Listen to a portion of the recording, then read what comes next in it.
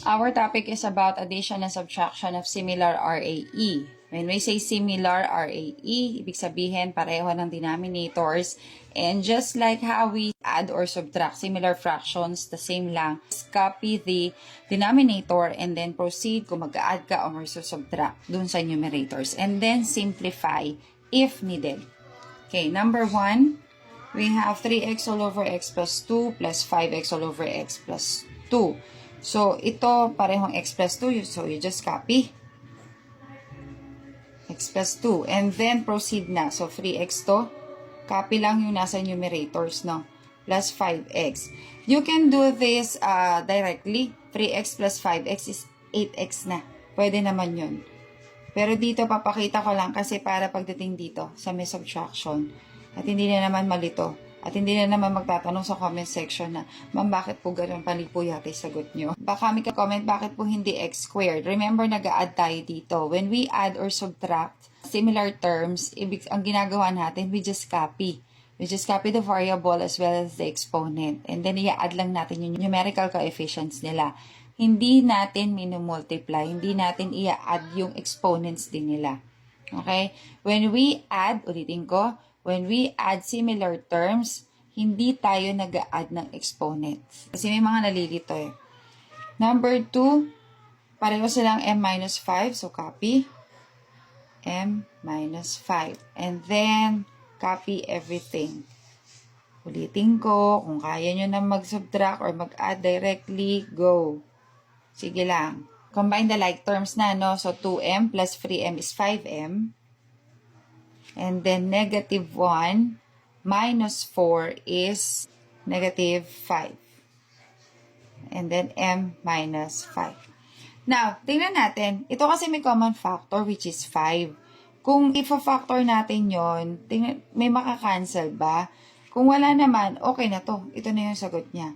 If we factor this 5m minus 5, so magiging 5, magiging m minus 1 all over m minus 5. Wala naman makakancel. So, ibig sabihin, ito na yung sagot niya.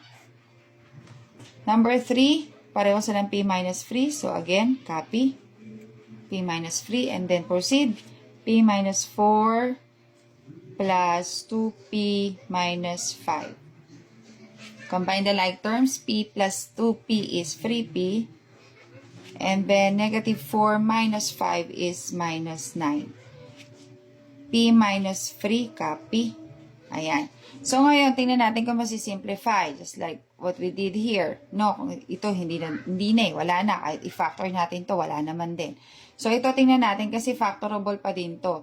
So, talagang lahat ng natutunan natin sa factoring ay i-apply natin dito sa RAE. So, kapag sanay na sanay kayo na master ninyo yung factoring techniques, different factoring techniques, napakadali lang ng RAE sa inyo.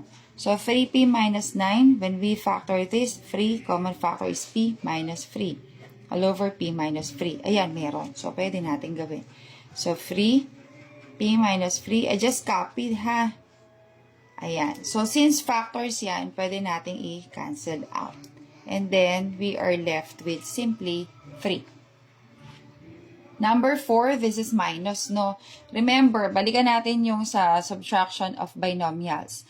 Wherein, ginugroup natin yung nandoon sa subtrahend and then change lahat ng signs doon. Okay, so gawin natin. So, x minus 1 pareho. So, copy lang. X minus 1. And then, copy the minuend. Numerators ng minuend. And then, minus. I-group natin. So, 2x squared minus 5. Kasi ito yung buong subtrahend.